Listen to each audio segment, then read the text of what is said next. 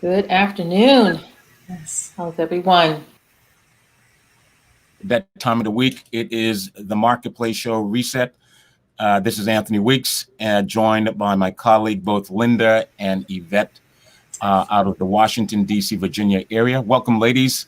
Hope all is well in your neck of the woods. On this side of the neck of the woods, we just got to sort of miss the bullet, if you will, if I can use the metaphor bullet. We just had a tropical disturbance, which could have become a tropical storm.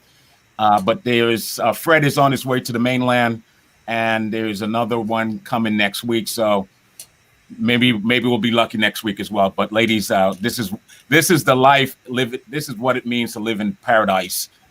In terms of the hurricane season, it's an annual event, having to dance with Mother Nature, and hopefully she's not too hard or rough on herself. How are you guys doing today? Doing very well. It's beautiful, sunny. Yvette and I have Show off, probably show experienced. off, show No, no, no, off. no. Listen, Show off. listen. So What? sometime around 3 or 4 in the afternoon, or maybe even a little bit later, we get the monsoon rain. It is two different weather systems in the same community. It is crazy.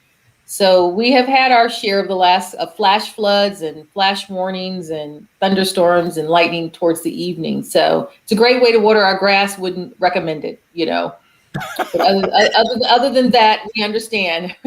So we're hoping Yeah. that Fred does not do any damage on the mainland U.S. contiguous states, and particularly on the East Coast, and or in our neck of the woods, right, Yvette? Oh, absolutely. I'm enjoying the sunshine. It's great for my plants and my garden. And let's hope the sun keeps shining. And let's send some of that sunshine over there to St. Croix to Anthony, since he Okay. Well, seems to be listen, whining Here about you go. We'll do it like this. Let's do it together. Hold up. Here you go. Listen, we get an abundance of sunshine. I'm not complaining about that at all. Mm. I'm just saying we have an annual appointment with Mother Nature, and so therefore people literally suffer from anxiety because we've been through some really devastating hurricanes. Like in 2017, we got destroyed by Irma and Maria. Yeah. And so just by the sheer mention of hurricane season, people just start to really clam up, and that's just life. Well, we know that, and it's a rightful spin that our part of our tax dollars goes to help our island nations that are part of the United States. The U.S. Virgin Islands, Puerto Rico, and that money to help build stronger, more weather-resistant infrastructure.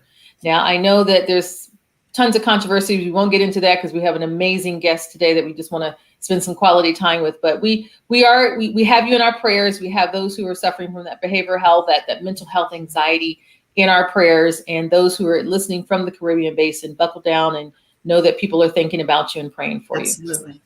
Yeah. Thank you for that. Now we're grappling also with the pandemic, and I want to share with you, and I have to do this because there is across the country and around the world, there is the great divide, and Yes. it's the haves and the haves not. And when I say haves, have not, it's the vaccinated and unvaccinated. And so this report came out just yesterday, and it said CDC reveals how many fully vaccinated people died from COVID-19. So this is going to be important because people have been debating this. And so let's go straight to the data, because the data speaks to the impact, right? Tells the truth. New numbers from the CDC suggest fully vaccinated people remain protected against hospitalization and death. The coronavirus vaccine appears to be working to keep people out of the hospital and out of the morgue. Do people die from the COVID after getting the COVID-19 vaccine? That is the question. That is the question that has been debate of the day. New data from the Center for Disease Control and Prevention suggests 99.999% of people who were fully vaccinated against COVID-19 did not have a severe breakthrough case that led to hospitalization or death, according to a CNN report. Per the CDC, more than 166 million people have been fully vaccinated against COVID-19. The new data suggests 1,000 of the 166 million Americans that have been vaccinated. The new data suggests 1,507 people, about 0.001% of those fully vaccinated people died from COVID-19. And that's because of the immune compromised condition that they suffer with. So some of them, obviously, the situation couldn't really fight it off. Meanwhile, 7,101 people of these fully vaccinated people, about 0.005% were hospitalized from COVID-19. And so it says here, who is getting the breakthrough COVID cases? That's if you're vaccinated and you still get the virus. It's called breakthrough cases. Yes. It says, according to the CDC, most of these severe breakthrough cases, about 74% of them had been among seniors who were 65 years or older, according to the CNN report. About 20% of the people who died from COVID-19 after a breakthrough case died from something other than COVID-19, though they had a breakthrough case when they died, according to CNN. How recent are the CDC COVID death numbers? The newest numbers are accurate as of August 2nd, just when the Delta variant of the novel coronavirus began to spread in the United States, according to CNN.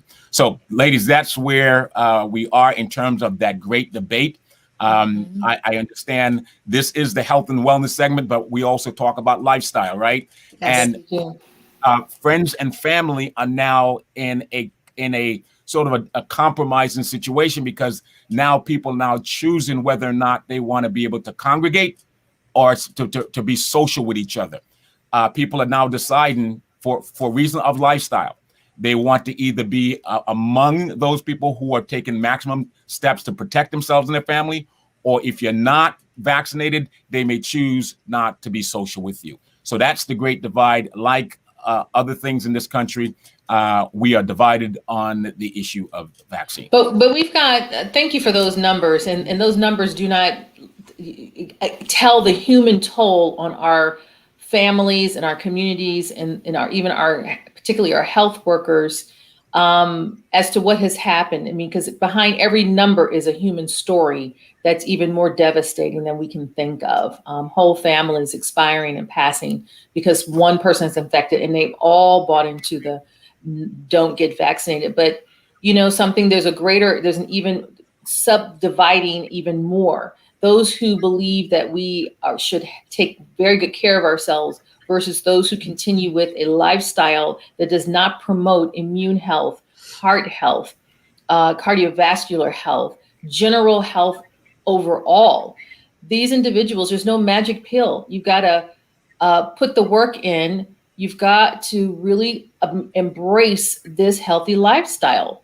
And that healthy lifestyle doesn't have to be a gym rat or someone who's about to be a bodybuilder. It's just some basic steps that we've talked about over the year, that we've communicated with our audience, how to make your life better. And we have someone in our guest who has many, many, many reasons and tips and tools, and is inspiring enough for us to think about our lifestyle. And this is such a critical conversation, because it segues into what do we do with ourselves in this pandemic that's going to keep us strong and moving in the right direction. So I'm just pleased that she can be here. Absolutely. And we are excited to have her. We have with us Sandra Wright today. She is the president and the founder of the Greater Cincinnati African American Heart Association and beyond. She is a playwright. She is a mother, a grandmother. She is an event planner. She's an interior designer. I could spend hours talking about all the gifts that Sandra has inside of her. But today she's coming to talk to us about something more important than that. And that is our health and her journey to what brought her to become the president and the founder of the Greater Cincinnati African American Heart Association. She's going to talk to us about lifestyle changes and how to make those changes and why it's necessary that we do make those changes. She's going to talk to us a little bit. Anthony, you had touched about the Delta variant, and Linda, you guys were talking about that, but Sandy knows firsthand what it means to be immunocompromised and what does that mean for someone in her situation? What does this Delta variant mean? How are we going to help them? Has technology and science even touched upon that community of people? And she will share with us about the red shoes and what that means. So welcome, Sandy. We're glad you're here today. Thank you so much. Thank you so much, guys. And before I go backstage, here's the question I have for you guys. Now, the central point of the argument is people say their civil liberty rights are being violated, right? And here's my take. You can't have your cake and eat it too. You can't say that your rights are your right to choose to do either or, not wear a mask, not social distance, or not be vaccinated. And then at the same time want to continue to live your life as though that you're going to interact with everybody else like there's no problem. And so therefore, those people also have a choice as to whether or not, as they take the necessary steps to protect themselves and their family, whether or not they want to continue to socialize, to congregate, and to engage you because of your decision. So the debate is ongoing, whether it's not right or wrong, but keep in mind, when you say you have a right, both sides have a right. You have a right to do what you want to do, understand that they do as well. And so therefore they got to be some happy medium and understand that, we got to find a way to get along, to go along, to get along in this whole process. Well, that's just old fashioned, my house, my rules for me, Anthony. And mine too. In my house, you're going to be vaccinated. If you're not vaccinated, you're not coming in my house. And I get to choose for me. As a healthcare professional, I chose to be vaccinated because I have a responsibility to the people I take care of. And I did not want to take the risk that I would hurt one of the patients that I took an oath to protect. So I firmly believe in being vaccinated. My motto is, be infected or be vaccinated. Mask it or casket. You get to choose here. Ladies, chime in on this. Oh, we've talked about that many times, Yvette, and it's important that we model what we're talking about on this program, and that is how to move to a new health paradigm that's going to bring high quality of life into your life and those that you love around you. So mask it or casket. And what was your other one? What's the other saying? Because my house, my rule. Infected. Pretty much, because if you don't get vaccinated, you're going to get the infection. You're going to get the variant or one of the variants or the main COVID-19 if you refuse to be vaccinated. And that's what it's coming to. Yes. So we know that there are mandates out here, and we ask everyone to encourage, please follow your mandates. So Sandy, welcome. And we are just so delighted to have you. You're in your beautiful red, and we know why. Exactly. Well, thank you. Thank you for having me. It is definitely a pleasure and an honor to be here. And just sitting here and absorbing the conversation around the virus and the vaccine and all of that. And so there are many perspectives that are out there. There's so much information, and we're not all in the same position with this. And so where you can feel confident to take the vaccine, there are those of us like myself who are compromised and who are not comfortable in taking the vaccine because my immune system is suppressed. I have someone else's heart in my body. And so that creates a whole lot of variables. And there's now that a whole piece of me not really knowing and being as in tune with myself as I was prior to all of this. So it becomes a bit disturbing to sit and hear this conversation when you are sitting in my position. And so, yes, we are not going to be so eager and so aggressive to run and get this vaccine because there are people who have died. And I'm doing very well. I'm doing everything that I want to do. I'm living a very high quality of life, a life that is giving to helping the quality of life of others. And so, no, I'm not willing to risk that in taking a vaccine when no one can tell me that I will live through that. Mm. So the thing that I would ask all of you is, when you are having this conversation, be sensitive to people like me, because we are in a very uncomfortable situation and we are giving up a lot. And so I don't get to see my grandchildren. There are friends now that won't engage with me because I don't have the vaccine and they do. It's a lot going on with all of this. And so just be mindful of the feelings and the thoughts of what people are dealing with. It's a lot to go through having a heart transplant, one. But now to be in this situation where now you are, people pick and choose whether or not you can be in their presence, that's not a comfortable place. And Sandy, it's always important for us to think and bring that perspective to the program, because there is a perspective that, as we just articulated from our point of view, which is a point of view that is what you're saying, a little narrow. We have to broaden it. So now there's three categories of consideration: those who won't because they don't have a reason, they just don't want to do it; those who can't because they already have an immune system that's compromised, and therefore they need to have a special level of treatment or a planned path forward or some other protocol scenario that's going to keep them safe, keep them thriving, but yet give them the opportunities that those on that third leg who go straight to the vaccine. Here's my arm, let's get it and let's go. And we can all somehow be affiliated with one another.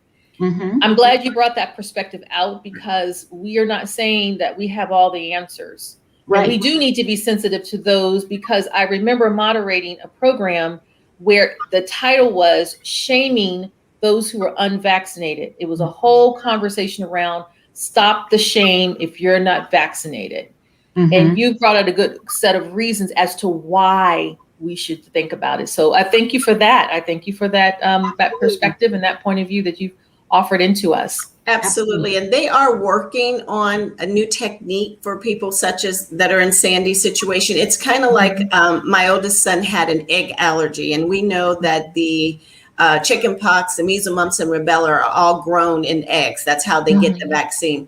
So it was administered slowly over 10 hours as opposed to one dose. They had to give him a little by little by little by little to see if his body would accept it. And they had a crash cart nearby in case something went south. They are looking at ways to administer the vaccine to immunocompromised people, and it will take a period of time. They can't just give them the shot. They have to, again, give a little by little by little to see if there's any effects at all. Of course, this research is going to take time. So there is hope for those out there who are desiring to have the vaccine, but simply can't. I'm speaking to the anti-vaxxers that just don't want it, that's basically have this spirit of rebellion that you're not going to tell me what to do because I get to choose, because they're forgetting that at one time polio was out there. Right. It was eradicated when people start taking the vaccines. I'm encouraging those who can too. Those who can't, we understand, we pray for you, and we applaud you. Yes. And thank you so much, Sandy, for bringing that out on the broadcast. Absolutely. Yes. Absolutely. And tell us a little bit of, as a step back, because your organization, your journey, when Yvette introduced you, I was just getting chills when she introduced you, and we had that great conversation the other day. I got chills. Share with us a little bit of your journey. Well, today marks my 4-year anniversary of having this wonderful heart in my body. Yes. And so as I laid in the hospital bed, I knew on the other side of this, there was something to come from me that was greater than me. I had no idea what that was or how it would actually manifest. But as it turned out, it is the Greater Cincinnati African American Heart Association. And it is a work that I'm privy to do, I'm privileged to do, I'm honored to do, and I'm definitely passionate about doing it. We all sitting here as African Americans, we understand the systemic racisms and all of that. You know, we know about the comorbidities, and we know about those feelings of going through something and feeling isolated and excluded. I felt all of those things going through my process with having this heart.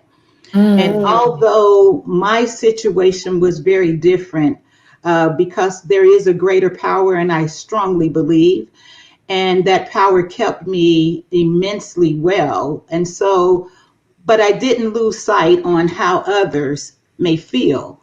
And so with the Greater Cincinnati African American Heart Association, we are here to be a service to anyone, but especially for the African American, to give them a place of hope, a place of feeling included, a place where they not only feel that they matter, but a place where they know for certainty they were not an afterthought. They are the reason why we exist.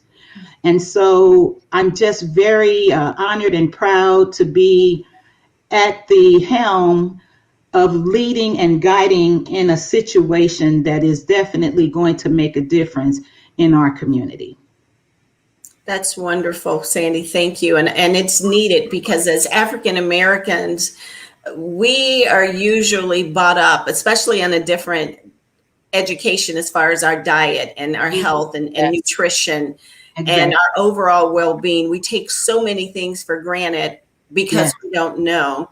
But could you please share for us today a little bit about your journey? What happened to you that, one, caused you to have to get a heart transplant? And then what about that transplant made you want to be inspired to become this health awareness advocate for the African American community?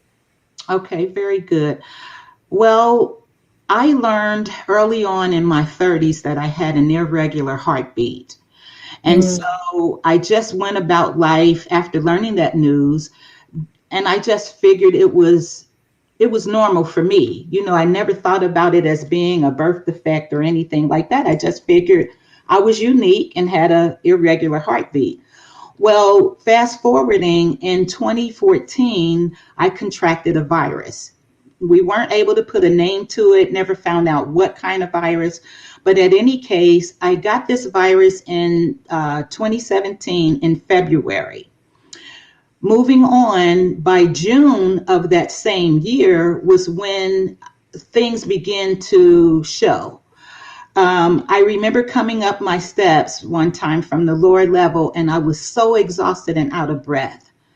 Well, I dismissed it, and this went on for several times until one day I walked out of my bedroom into my family room, and that's only maybe 3 steps, and I couldn't breathe. And so at that point, I knew I needed to do something. So that was the beginning of the process in me going to find out what was wrong.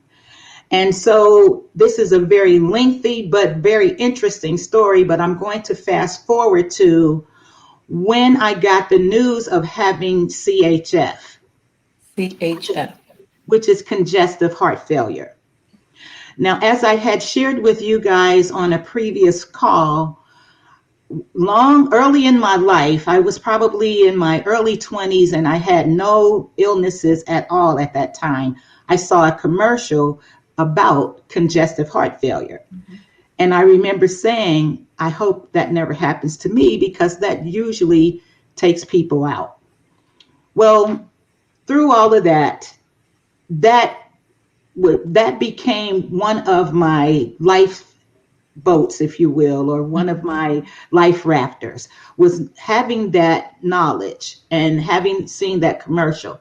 So going through this process, having to be told that I had congestive heart failure at a time in my life, I was 58 at the time, and I was in a place in my life where I felt like I was about to turn the corner and begin to see the fruit of my labor. Mm. So when you tell someone like me, you have congestive heart failure, I argued with the doctors and I immediately became in a state of mind of denial. Denial is critical because if the condition that you've been diagnosed with doesn't kill you, denial will, because you will not do what you should do. Mm. And so I'm trying to hit on a whole lot of things very quickly because of the fact of time. But going through that process, and it just kind of opened up my whole perspective. The way I see things, the way I think, how I feel, the way I make decisions, everything about me is now different in having this heart. When you have had your sternum cut open with a saw, Mm. then your chest fanned open like a butterfly, and they take out your heart and replace that with someone else's heart. Technically, you have died. I mean, it is just so much that has happened with me, but it has brought me to a place of clarity that I would not have had I not gone through this. And so coming to making a decision to have something like the Greater Cincinnati African American Heart Association, it was the experience in knowing what I went through, how I felt with those feelings of isolation, exclusion. Yes, there were organizations that are in place, but I know they weren't there designed for me. And so it was some difficulty trying to relate to the way information is given and the way things are done. And so just through all of that, it just kind of parlayed me into what I do now. And then here we are, me sitting here as the president of Greater Cincinnati African American Heart Association. And I'll say this and then I'll relinquish the floor so you guys can speak. I am not chasing people. Mm. They are finding me Mhm. and they're calling me and they're looking for exactly the thing that I can give to them. One who has gone through this, one that they can relate to because I look like them. They feel comfortable in my presence. They trust me. And it helps their journey to become a little bit more able, they become a little more able to sustain through the challenges that they have to go through. And I'd like to add another one because in just the short time that I've met you and now talking to you twice, it's just the inspiration to know that there is a whole entire quality of life on the other side of a heart transplant, that there's a high degree of survivability. There's a lot of opportunity to live a very vibrant, active life and have an active lifestyle. And I believe that you mentioned how you made those changes and your perspective changed. And I Yes. think you shared with us, and we can talk more after the break, how you use the power of positive thinking in your faith and your spirituality to walk you through this journey so that your full body could absorb and create those healthy chemicals that are created in positive thinking, as we know, the endorphins and probably all kind of other things that really truly help to manage your stress level through this process so you can have some successful outcomes. But we see Anthony, and that must mean that we're going to take a quick break and then pick up our conversation right afterwards. Before we do that, I would be remiss if I didn't say that, Sandra, your story was just an incredible testimony to you as a person. They say, you don't really know the true character and the strength of a person until they go through adversity. And, you have had to, deal with the ultimate challenge in your life. And I think someone watching this on television, listening to it on radio, I know there's one person that had to been impacted by this because you've impacted me at minimum. And I heard you really held back because you got emotional, and I can see you held back. And it's you're an incredible person for, first of all, going through what you've gone through, but sharing the story. And I want to thank you for that. And so we'll take a break. When we come back, folks, this is the Marketplace Show Reset. And we're broadcasting on WSDX AM 970. We're broadcasting on WSDX Bloomberg. We're broadcasting on Temple Television. We're also broadcasting now. We're now broadcasting on LinkedIn. This is our official show today, where we're broadcasting the health, wellness, and lifestyle segment on LinkedIn today. And also we're broadcasting on several other social media platforms on our Hispanic station, La Mega Mundial, our Caribbean American Passport as well as other platforms as well. So we'll take a break. When we come back, we'll continue our conversation with Sandra Wright. She is a health wellness, health awareness, not wellness, health awareness advocate. And thank you for being part of it. She is the president of her organization. And we'll be right back after these messages.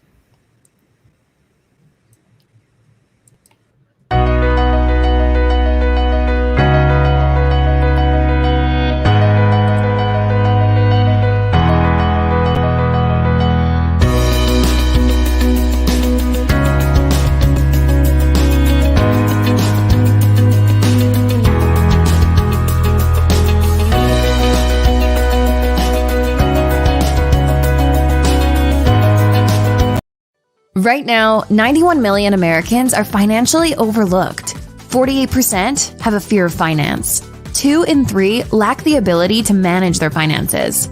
We solve this issue by combining financial literacy and financial management into one seamless app. 1. Have your financial goals align with your values. 2. Track your money and forecast how big decisions will impact your virtual accounts. 3. Build financial literacy at your own pace. Our competitors are rigid, disconnected, and impersonal. They represent the old way of doing finance. That's not who we are. We personalize your finances for you because we know one size does not fit all. We're democratizing personal finance. Join the tribe.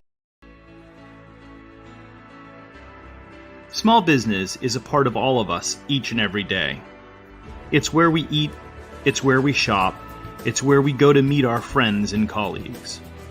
In the wake of COVID-19, our small business community desperately needs our help. We must do our part to help our local communities to once again thrive. We must focus our attention on the small businesses that are the fabric of our great nation. SureUp is a network of small business owners, their employees, and local consumers all working in unison to support each other. By creating incentives for consumers to think local before considering regional and national providers to fulfill their needs, we create local job opportunities and rebuild our communities.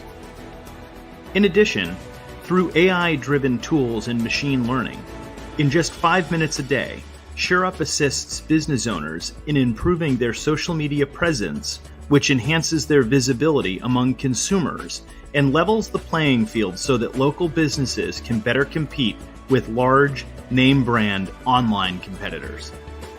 When local businesses leverage the SureUp platform, full-time and part-time employees, whether W-2 or 1099, are rewarded with a variety of voluntary perks and member benefit options. These include discounts on the things people do every day, access to low-cost, subscription-based telehealth and teletherapy, discounted prescription drug plans, connection to exclusive Prosper resources, and so much more. All for less than the cost of a cup of coffee each day. The Jumpstart Marketplace is here to support the health and wellness of individual employees, as well as the health of businesses in the local communities in which we live and work. We're all in this together, so join us as we reinvigorate our local community and improve the physical and financial health of working America.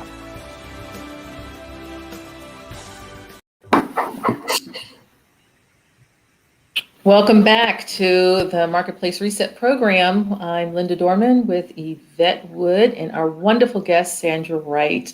So when when we took a little break just a second ago, Sandra, you were sharing with us, some things around how you manage through. And I made the comment that your positive positioning, your positive mindset, your faith, how did that contribute to your success and successful outcomes in this journey around a heart transplant?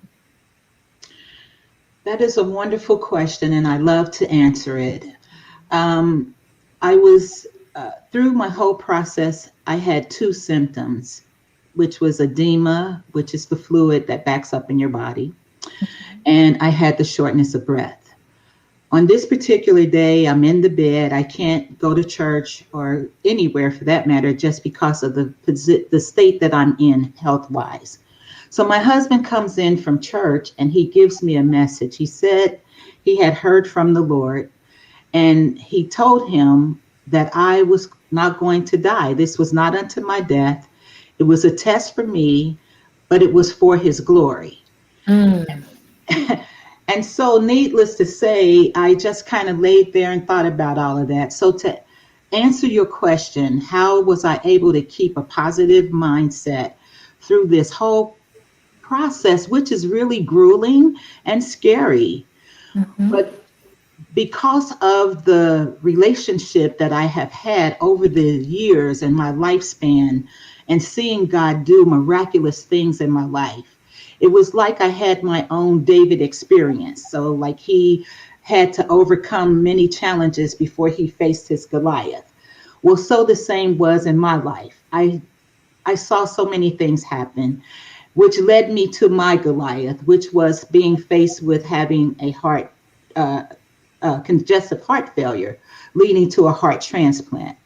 Well, when you get a message from a God that you thoroughly trust and know is faithful, and have seen the evidence in your life that you can trust in this being, when my husband gave me that message that I was not going to die, that was it. It was game over. I believed it, I received it, and I went through my process, uh, like it was like a vacation more than it was a crisis, because there was no fear of dying. So I kept a positive attitude because I learned many things over my lifespan. And one of the things that I learned in listening to a very renowned Christian pastor, he had said that in life, it is 10% of what happens to you, but it is 90% of your attitude and Yes. how you go through whatever you're going through. So I took that to heart, no pun intended. And that is how I live my life. And so I went through this, like I said, like it was a vacation. Everything that was supposed to happen for me, it happened for me, and it happened with delight. It just, I don't know any other way of saying it. It just was the favor of God on my life, and my ability to believe and trust, and to keep a good, positive frame of mind. I always look for the good takeaways in every situation. I've learned not to focus on the problem, but I think about the good in a situation and I look for the solution. That's awesome, Sandy. I'm so glad that you're sharing that. What would you say to the person who's in their hospital bed right now Mhm. and they're terrified? And they have to, maybe they haven't even received the news that they're going to need a transplant, or maybe they have, and they're waiting for that moment when they say, we have a kidney, or we have a heart, we have what it is that you need. What would you say to that person right now to kind of calm them and get them through that? I mean, you were definitely exceptional. I mean, you were in the hospital bed, full makeup on, like you were getting ready to go into anybody's business. No one even would have thought you were the patient. They probably thought you were the doctor. But how would you help that individual right now, who's maybe in that position?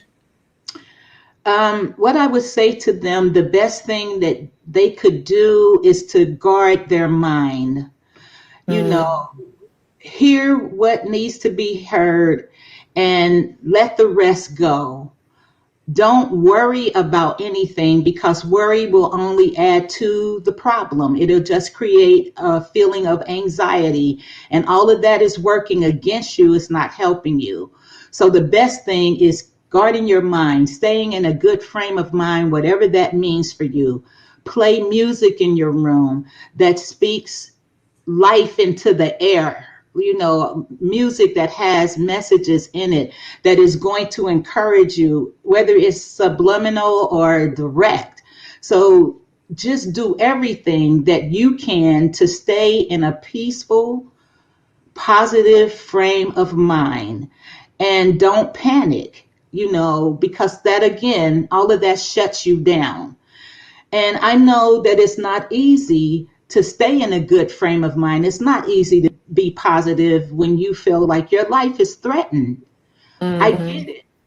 But if you can get a hold of all of those emotions and learn how to you take charge of your emotions and not allow your emotions to rule you, you will live in a place like you can't even believe. I live in a state of peaceful mind all the time now. That's good. All the time.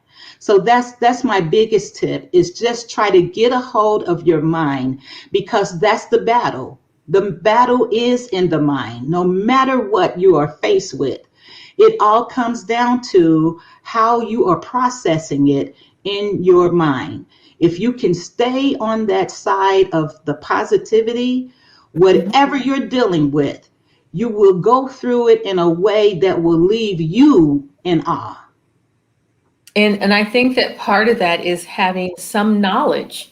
You had the knowledge from the commercial that you said in your 20s that made such an impression on you that you retained that information, only to then the very thing that you didn't want happen. So you had some preparation. For those family members who are supporting someone with a congenital heart failure diagnosis and therefore cannot have the level of treatment except for a heart transplant, what would be some of your suggestions and tips and tools for those members and for those patients to prepare themselves for this diagnosis? Where are some of the resources out there? Can they go? We know they can come to the Greater Cincinnati African American Heart Association, and you'll give us that website as well. Yes. What else can we find out in the public domain that's going to be helpful and useful?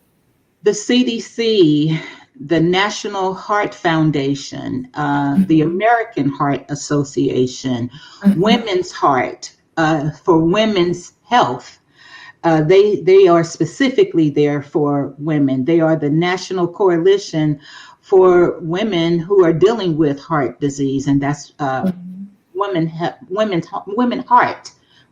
Heart. And so there are a plethora of organizations and tools and things out there. There are sites online where you can go to get recipes, you get ideas, there's exercise.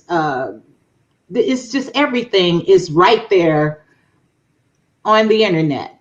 And of course, you do have to pick and choose. You've got to be wise in what you take in, because we do understand that those who control the images and words, they control the mind. So you do have to be guarded and careful about all of that. But there are many tools out there. But the main thing, it comes down to the individual. It comes down to where are you? Yes. Because we understand that old habits are hard to break. But when you can think of it in terms of what is more important, continuing with those old habits that satisfy your desires, or is living more important? And aside from that, is a quality of life in living more important? So when you are at that place, everything else becomes a whole lot simpler. You can make those hard decisions about diet change. exercise. People are doing things to their bodies, and they're doing it with no thought about what they're doing. Like when young people go out and they're throwing back shots, Mm. they're drinking hard liquor, and you're at a party and you're having one drink after the next. You don't realize that it takes 1 hour for one drink, a standard drink, not a hardcore drink, to process through your liver. 1 hour for one drink. So if you are having 4 and 5 drinks in an hour, what is happening to your body? You have put your body in distress because that alcohol has to go someplace. And it's going in places that it shouldn't go. So when you are told you have cirrhosis of the liver, or you have cancer, or whatever you have, think about what have you been doing in this temple. And Sandy, can I want to defer to Yvette because she's our clinical expert on this panel, and I know has great questions.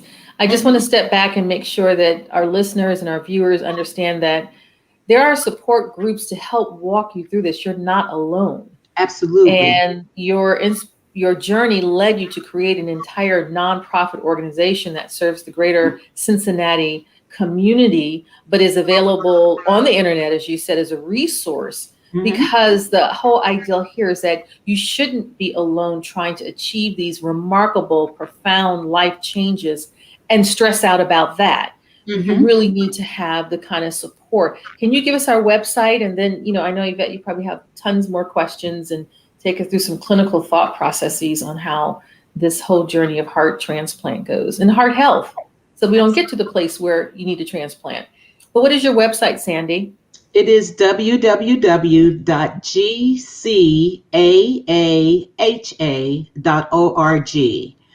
www.gcaaha.org, which Wonderful. stands for Greater Cincinnati African American Heart Association. And we are just not serving the Cincinnati tri-state, we are serving beyond. Outstanding.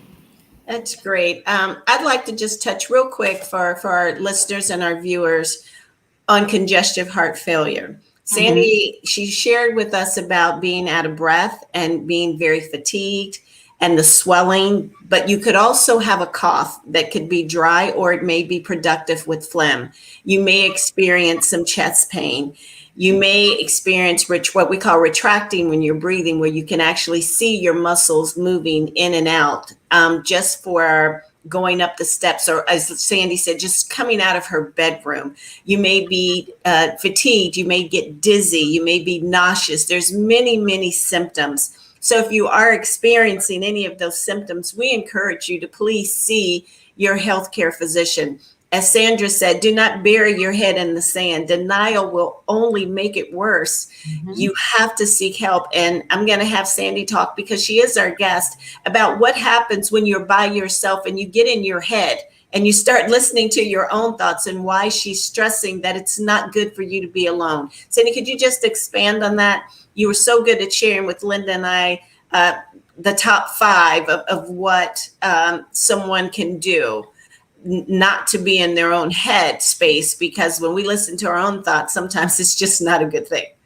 No, it really isn't. Well, one, you want to just calm down, really, because you'll be in a state of mind where you want to panic and be fearful and all of that. That's going to shut you down. So get a hold of those feelings right away. Take charge over your mind. Hear the information that's been said to you. And okay, maybe you don't believe it, but don't dismiss it, because now we have so many tools available. So I would encourage you to go out there and do your own research on those symptoms or diagnosis, and compile some data for yourself, and then sit down and look at all of the facts to what have been said, and then take in consideration what you are experiencing in your body, because you cannot deny that, because you're going through it. And you would be foolish to tell yourself you don't feel a certain way when you know you do. So then you compile all of that, and then you have some ammunition now to make an educated decision. So it's not that you're taking their word for it. You did your own research. You were able to find information that supports what they told you. And so at that point, the onus becomes yours. You then have to make a decision about what do you do next. It is your life. No one is going to force you to do something.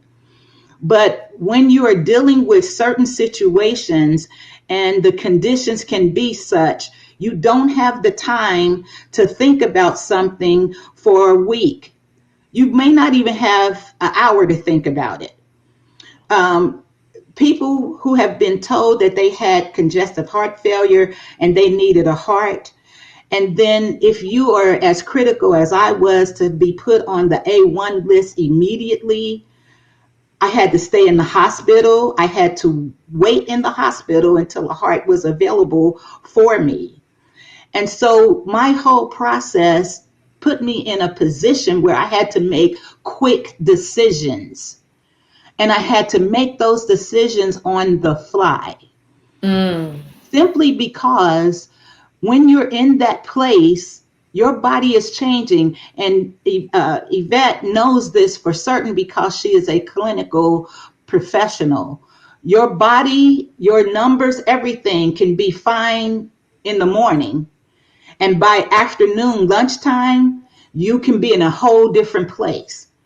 The doctors can be considering you for an organ, whatever it might be, in the morning. But by lunchtime, things have changed with you, and now you're no longer a candidate. That's real. It's that quick. And so it does become very necessary that you are able to make hard decisions quickly. That's another tip. You know you're not the medical professional. You haven't studied for years and years to know any of what they're saying to you.